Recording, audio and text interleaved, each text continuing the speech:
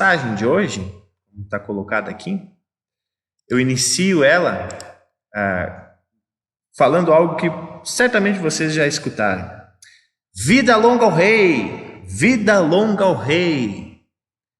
Eu escutei muito essa frase quando eu olhava filmes. Vida longa ao rei!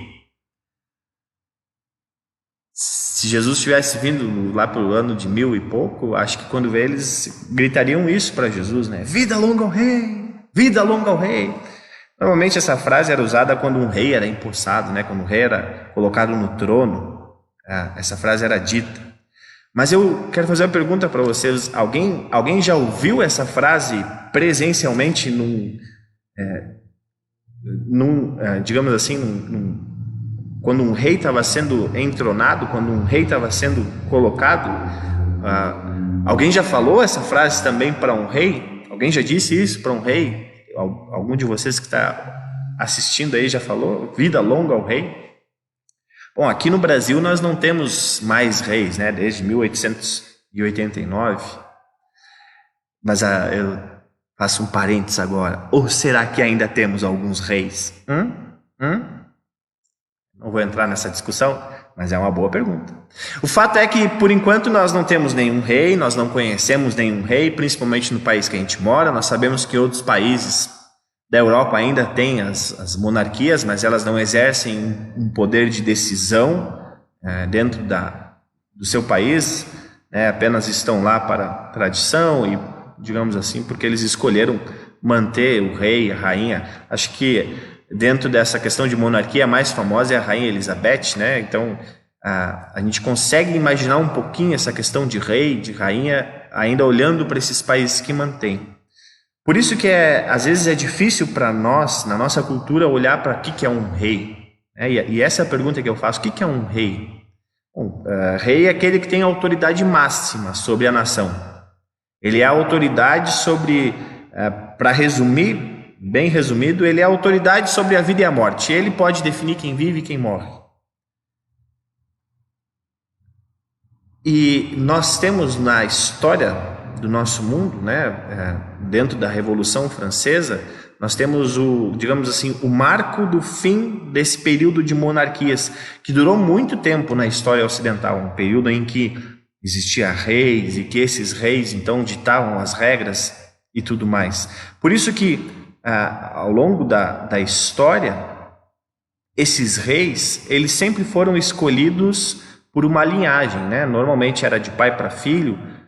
O povo não tinha escolha de um rei. Eles não poderiam, digamos, escolher um rei. Era sempre algo maior que eles, né? Seja uma linhagem de sangue que era falada, né?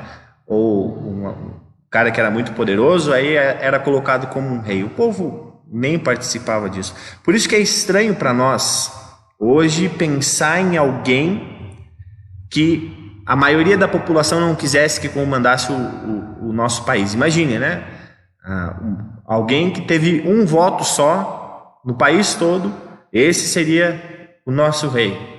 Para nós é difícil pensar isso, né? Para nós também é difícil que tal poder, uma responsabilidade tão grande, podia ser colocada em apenas uma pessoa, né? O maior poder da nação em apenas uma pessoa. Por isso que às vezes o entendimento de rei que a gente tem fica um pouco perdido nesse contexto em que nós vivemos. Mas isso é importante para nós entendermos esse texto, o contexto daquela época do povo de Israel. Eu não vou entrar no mérito da discussão se monarquia é melhor do que democracia e outras coisas mais, mas o que eu quero falar é que o ser humano ele é carente de rei. O ser humano ele é carente de rei, ele gosta de reis. Parece, como eu falei, para nossa sociedade atual, parece estranho, mas mesmo nessa sociedade atual nós gostamos de reis. Vamos fazer a seguinte reflexão. Na história do povo de Israel,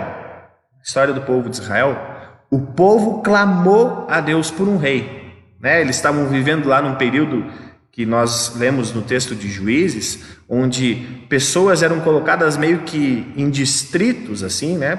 Para que ali naquele local eles fossem a autoridade. Eles resolvessem algumas pendências, que eles resolvessem algumas questões que aconteciam naquela época. Mas o povo de Israel olhava para as outras nações ao entorno e falava: nossa, eles têm rei, olha só como é bonito, o rei todo pomposo e tudo mais, poderoso, alguém para nos guiar. E aí o que eles pedem? Eles, não, vamos pedir um rei. Aí pede um rei, Deus manda Saul. Se você quer escutar mais a história, você vai ver que não deu uma coisa boa não. Mas, tudo bem, o povo pediu e Deus, sabendo que ia dar ruim, atendeu. Mas, vejam só, desde lá do povo de Israel, o ser humano gosta de um rei. Trazendo esse sentimento aqui para a América Latina, para o Brasil, nós também, latino-americanos, gostamos de um rei. Só que nós temos um outro termo aqui, um termo histórico que se chama caudilho, né? Os caudilistas. Você pode depois procurar no YouTube mais sobre isso. Mas o que são esses caudilistas? São líderes latino-americanos que eram colocados como os salvadores, né? Como os detentores da confiança do povo. E só para vocês terem um exemplo, aqui no nosso país, o caudilista mais emblemático que tivemos foi o presidente Vargas, né? Quando a gente ouve as histórias e vê como Vargas era aclamado, o presidente Vargas era aclamado, nós vamos ver que realmente ali se tinha uma questão de o povo olhar para uma pessoa só. Será que hoje, no nosso atual contexto de Brasil, isso mudou?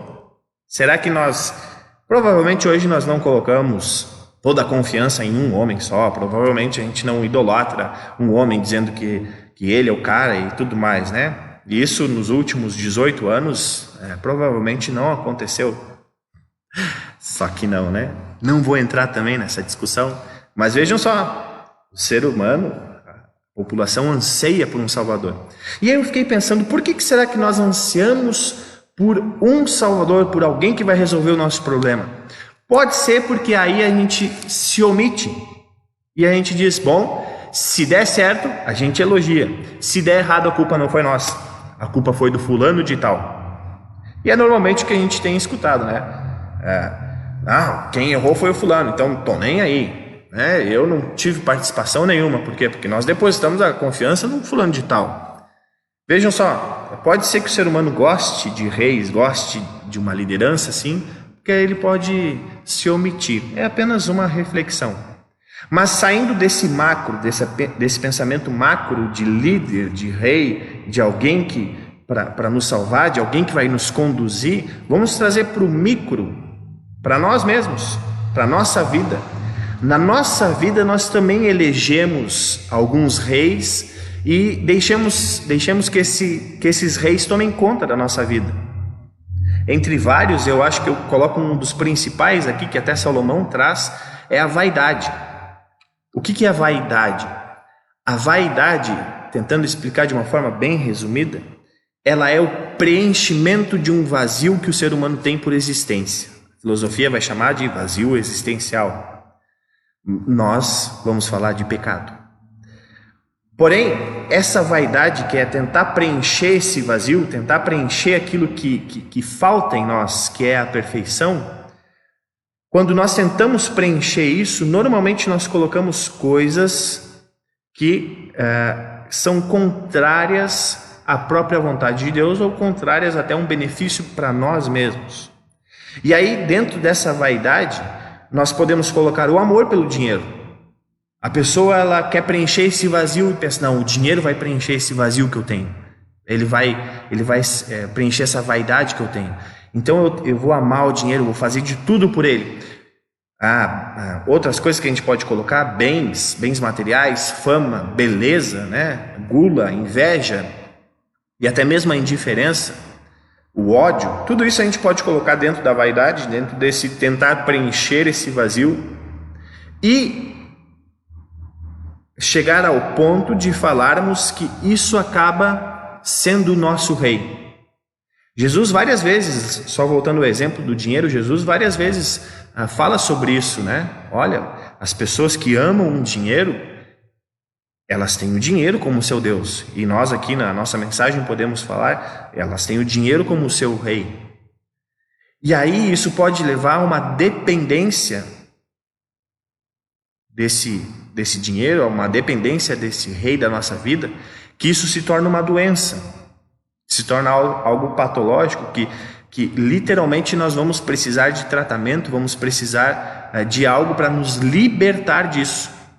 Vejam só, tem alguns reis da nossa vida particular que nós vamos precisar de muita ajuda para nos libertar disso. Como eu falei, estava falando sobre vazio, sobre vaidade, nós falamos sobre o pecado. O que o pecado é? O pecado é a imperfeição, são os nossos erros. O Salomão vai dizer que é correr atrás do vento. Vejam só, esse pecado, ele é o rei do ser humano. Por quê? Porque ele dominou o ser humano. Ele fez com que o ser humano ficasse preso às suas ordens, mesmo que o ser humano não queira fazer isso. E isso o apóstolo Paulo fala, né? Mesmo que o ser humano não queira se submeter ao pecado, ele acaba pecando, ele acaba sendo um escravo desse pecado.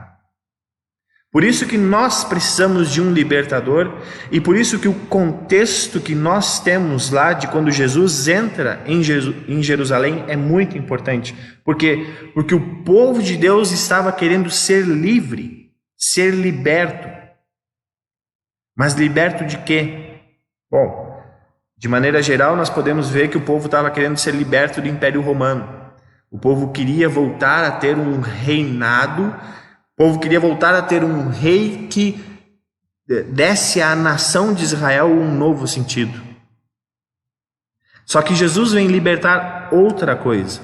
Por isso que o texto que nós lemos hoje, Jesus está falando, vocês não querem enxergar o que eu vim libertar? Vocês não querem enxergar o que eu vim fazer? Vocês não querem enxergar qual é o meu reinado? O meu reinado não é apenas esse pedaço de terra chamado Israel. O meu reinado é o mundo todo, é o universo inteiro. E aí, de novo, trazendo para a nossa vida, Jesus vem para ser o rei da nossa vida, para tirar esse reino do pecado, para tirar esse reino da morte e colocar ele como rei. Colocar ele como aquele que veio nos libertar do pecado. E aí vem outra coisa que é mais absurda ainda. Quando nós pensamos em reis, nós pensamos em pompa, em poder, assim como o povo de Israel também pensava. Só que Jesus veio ser um rei totalmente contrário ao que nós conseguimos imaginar que é um rei.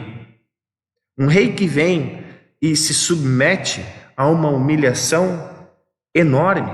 Um rei que vem e que precisa ficar muito tempo, quase 3 anos, tendo que conviver com a falta de fé, tendo que conviver com a miséria humana, convivendo com aquilo que o ser humano mais tem de ruim.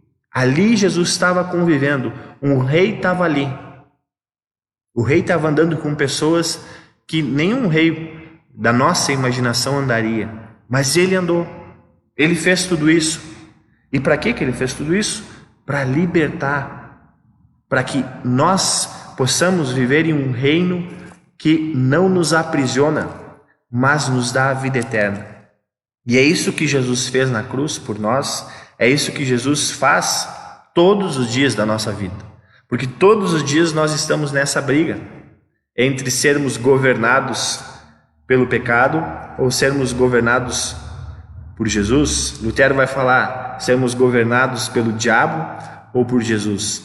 Só que essa briga que acontece diariamente, ela já está ganha. Jesus já venceu ela. Quando Jesus vai para a cruz, ali ele vence tudo. Ali ele dá uma nova vida, ele nos dá um novo ser. Por isso que nós falamos que o nosso rei é o rei Jesus. E como é que agora nós vamos servir a esse rei? Indo para a nossa conclusão, como é que nós vamos servir a esse rei? Jejuando? Hoje, fazer jejum hoje, domingo todo? Vamos servir ao rei jejuando? Vamos servir ao rei indo aos cultos? Não faltando um culto, tem que ir todo. Aí a gente vai estar servindo ao rei. Pagando a filiação à igreja, ou pagando o dízimo, a gente vai estar servindo ao rei dessa forma, dando glória a Deus, botando a melhor roupa e dar glórias a Deus. Nós vamos servir o rei assim? Eu responderia também. Mas esses exemplos que eu dei são os detalhezinhos. Eu diria, se sobrar tempo, a gente serve o rei a gente serve Jesus também dessa forma. Por quê? Qual que é a principal forma que nós servimos o Rei? Jesus nos coloca aqui, crendo nele e servindo ao próximo. Servir, tenha o mesmo modo que Jesus tinha. Jesus serviu. Nós servimos a Jesus servindo ao próximo. Isaías, quando vai falar sobre jejum, capítulo 42, se eu não me engano, ou 52, ele vai falar que Deus diz assim: eu não quero esse jejum, eu quero que vocês ajudem o próximo. Eu quero que vocês cuidem do próximo. Ah, mas então não pode fazer jejum, não pode ir aos cultos? Não, isso nós fazemos também. Por quê? Porque nós somos agradecidos a Deus pelo que Ele faz por nós. Mas vejam, o que Jesus está nos ensinando é que para servir a Ele, nós temos que servir o próximo. Ah, então quer dizer que eu só vou ser salvo se eu servir o próximo? Não, você é salvo unicamente porque Jesus fez por você, por aquilo que Jesus fez na cruz.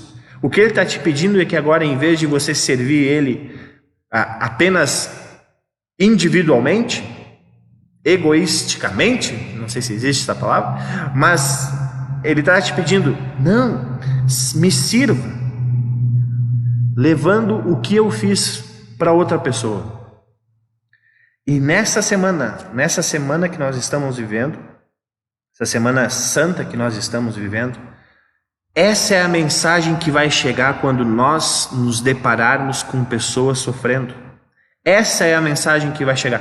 A mensagem que vai chegar a nós não é que teve um culto arrebatador de semana passada. A mensagem que vai chegar para nós não é o número de pessoas que está na igreja. A mensagem que vai chegar para nós não é que, olha como essa igreja é poderosa. A mensagem que vai chegar para nós não é, nossa, esse Deus é um Deus glorioso, né? Faz milagres dessa forma. A mensagem que vai chegar para nós é, Jesus está contigo.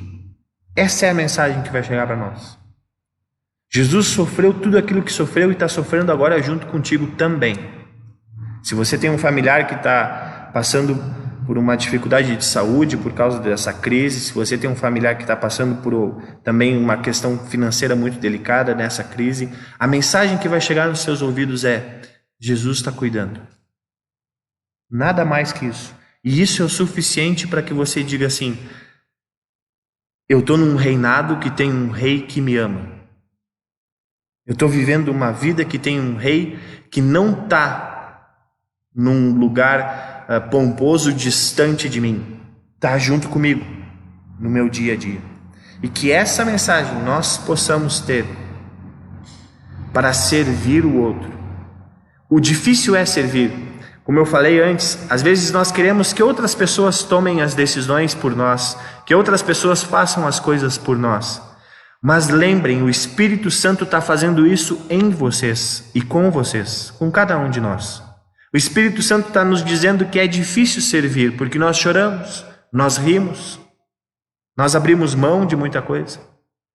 Mas esse Espírito Santo está nos falando, quanto mais gente nesse reino, melhor é. Isso é o que nos motiva a enfrentarmos tudo o que estamos passando. O Rei que venceu a morte, Cristo Jesus. Em nome do Cristo vive, em nome do Cristo que vive e reina